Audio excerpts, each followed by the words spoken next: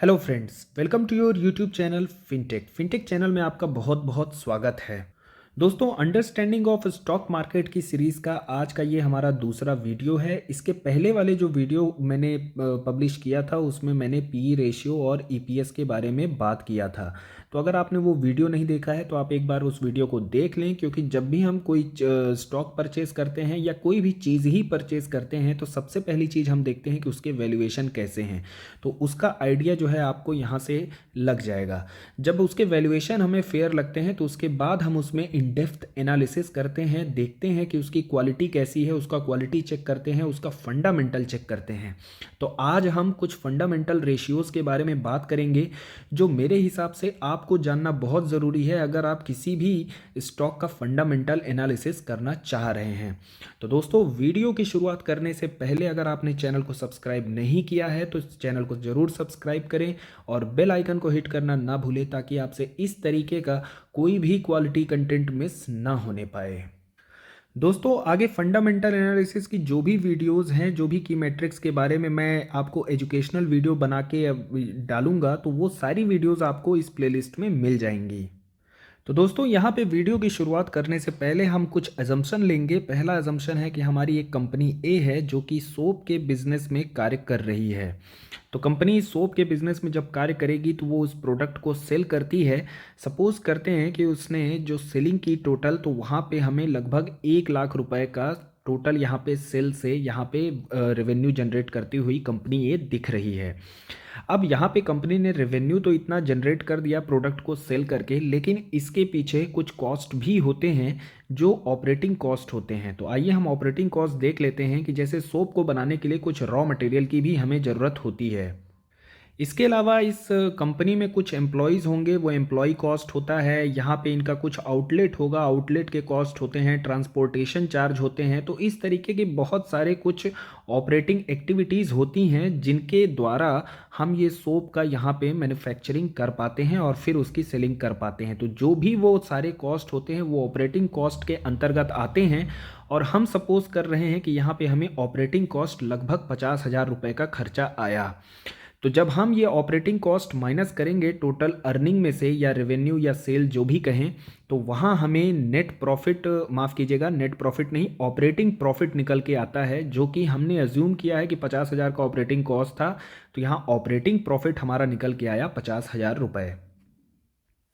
अब इसी operating profit को हम इबिट्टा बोलते हैं इन शॉर्ट। इबिट्टा यानी कि earnings before I for interest, T for tax, D for depreciation and A for amortisation. कहने का मतलब कि ये हमारी वो अर्निंग है जिसमें अभी इंटरेस्ट, टैक्स और डेप्रिशिएशन और एमोर्टाइजेशन जो है तो माइनस नहीं हुआ है। तो ये उसके पहले की अर्निंग है। अब यहाँ पे अगर हम आगे बढ़ें और सपोज करते हैं कि डेप्रिशिएशन और एमोर्टाइजेशन हमारा लगभग 5,000 रुपये है। देखिए, ये सारी वैल्यूज़ एजम्पशन बेस्ड पे हैं, ये मैं सिर्फ आपको समझाने के लिए बता रहा हूँ, ज़रूरी नहीं कि वो 5,000 ही हों। This is just for the calculation purpose so that you can understand it very easily. अब सवाल यहाँ पे ये आता है कि डेप्रिशिएशन क्या है। डेप्रिशिएशन होता है जैसे आप कोई भी कार परचेज करते हैं या कोई मोटर बाइक परचेज किए, या आपके पास कोई भी एसेट होता है, वो एसेट की वैल्यू जो है तो डेप्रिशिएट करती है टाइम के अकॉर्डिंगली।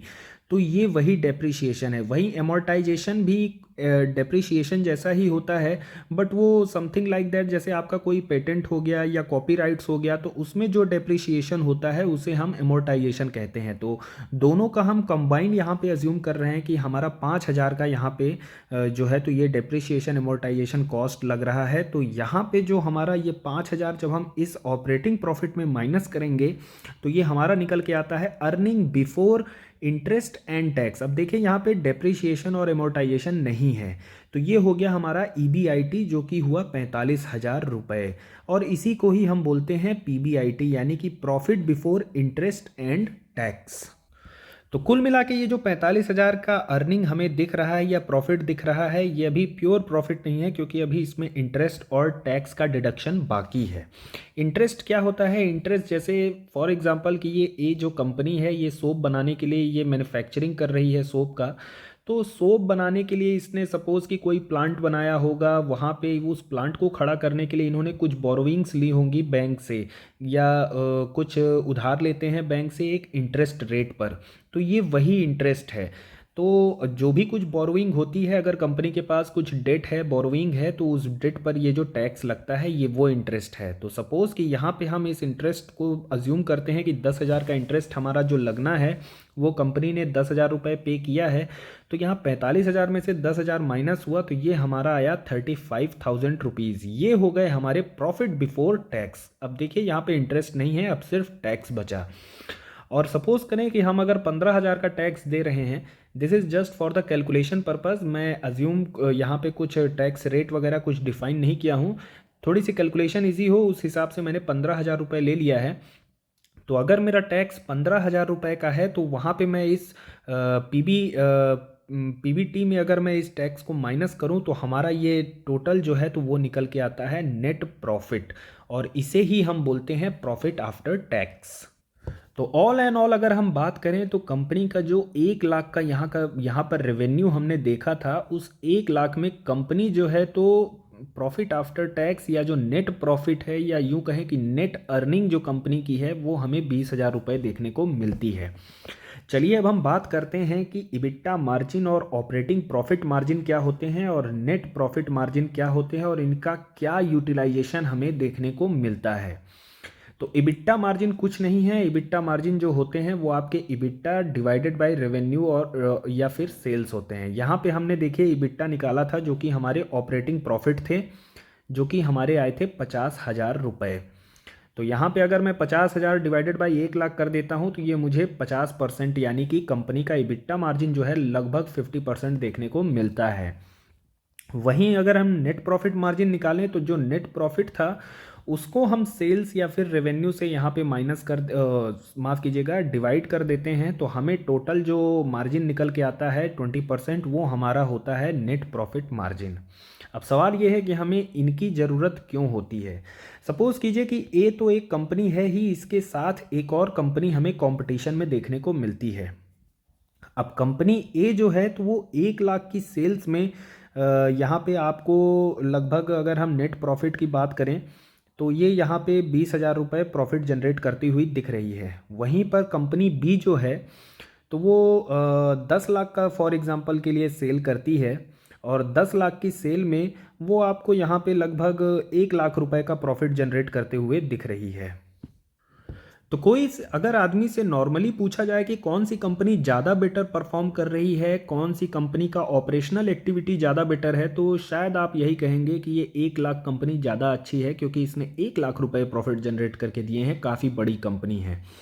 लेकिन वहीं अगर आप ये मार्जिन निकालते हैं और मार्जिन निकाल के आप देखेंगे, तो यहाँ आपको 20% का मार्जिन देखने को मिलेगा और यहाँ आपको 10% का मार्जिन मिलेगा। यानी कि इस कंपनी के एक्सपेंसेस ज़्यादा हैं, इंटरेस्ट ज़्यादा है, और भी बहुत सारी चीज़ें ज़्यादा हो सकती हैं। तो ऑल एंड ऑल अगर देखा जाए, तो ये काफ़ी अच्छी तरीके से अपने जो ऑपरेशनल एक्टिविटी है उसको काफ़ी इफ़िशियंटली इसने इम्प्रूव किया है, जिसकी वजह से इसका मार्जिन हमें ज़्यादा देखने को मिलता है। वहीं अगर दूसरे शब्दों में मैं कहूँ कि ये कंपनी मुझे ज़्यादा इफ़िशियंट लग रही है इस कंपनी के कंपैरिजन में।